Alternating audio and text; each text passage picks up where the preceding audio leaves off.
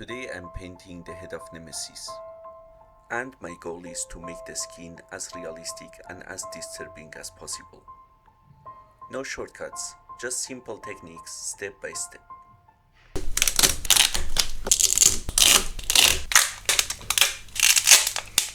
I start with a full white primer. This step is crucial. A clean white base helps all the reds and skin tones stay vibrant and saturated.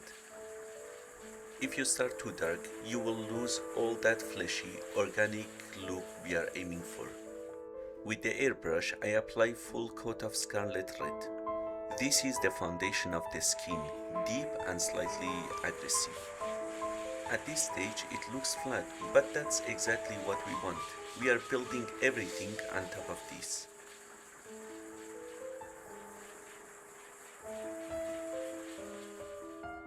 To bring the scalp to life, I start adding lighter tones. By using Scarlet blood, I focus on raised areas, the muscles and the tension points.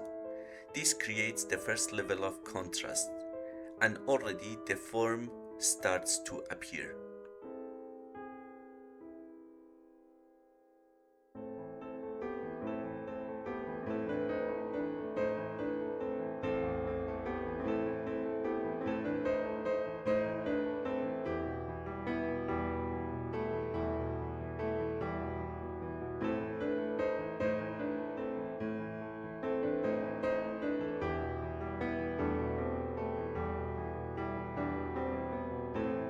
Now for one of the most important details, the veins. I mix dried blood with touch of dried rust.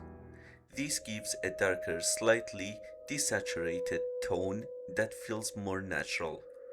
I carefully trace the veins around the neck, keeping them subtle but visible.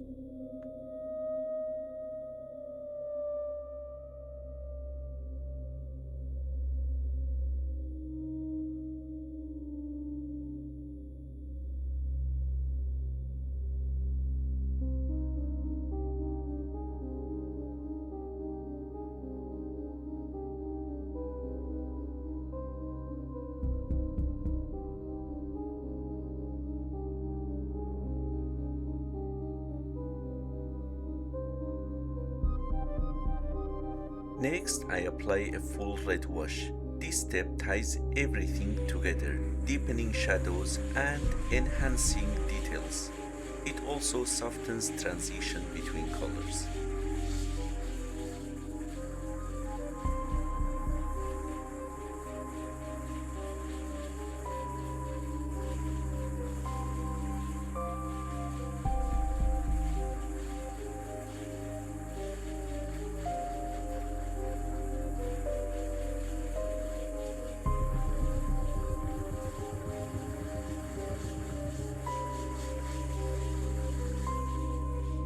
Now I break the smoothness. Using a sponge, I apply mix of elf skin and stone grey. This creates random uneven textures mimicking damaged or mutated skin.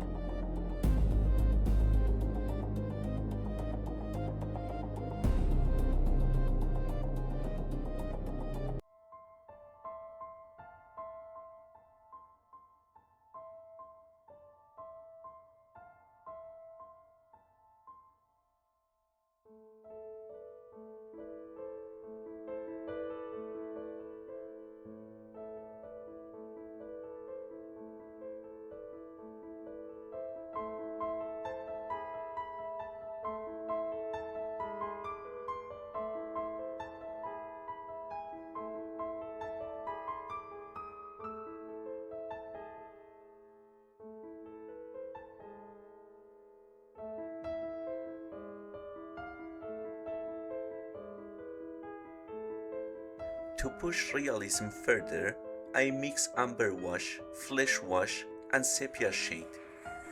Using the airbrush, I apply this as final filter over the entire head. This unifies the tones and stabilizes the contrast across all areas.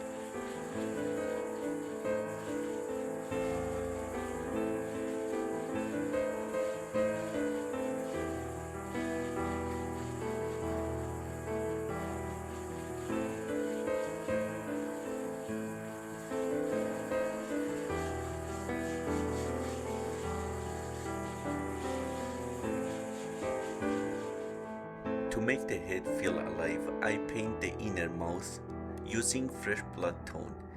This adds a wet, organic contrast against the outer skin. Small details like this make a huge difference in realism.